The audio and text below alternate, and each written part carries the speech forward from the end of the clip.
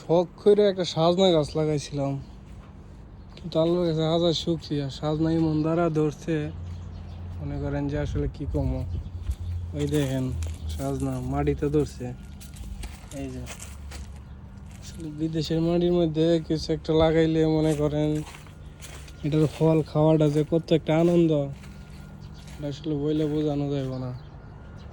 এই যে বুঝছেন, অনেক মানুষ আবার এখান থেকে নিয়েও যায়, সেটা সমস্যা নাই, কিন্তু আমার কাছে অনেক ভালো লাগে যে নিজের হাতে লাগানো।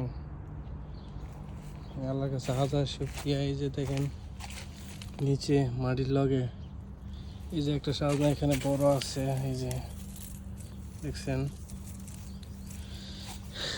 দোয়া করবেন আমার সাজনা গাছের লেগা। আল্লাহর কাছে হাজার শুকরিয়া। আল্লাহর নিয়ামত যে কি জিনিস সাজনা, আশা করি যারা আছেন ভাই ব্রাদার বন্ধু বান্ধব সবাই জানে সাজনা এবং কি এটার উপকারিতা সবাই জানেন। এর পাতা খাওয়া যায়, এটার ফুল খাওয়া যায়, এই যে গাছের খোল ছোলা এটা খাওয়া যায়, আর সজনা তো হওয়াই। সবাই খাইবেন, চেষ্টা করবেন সজনা খাওয়ার জন্য, এটা ডায়াবেটিসের জন্য অনেক ভালো।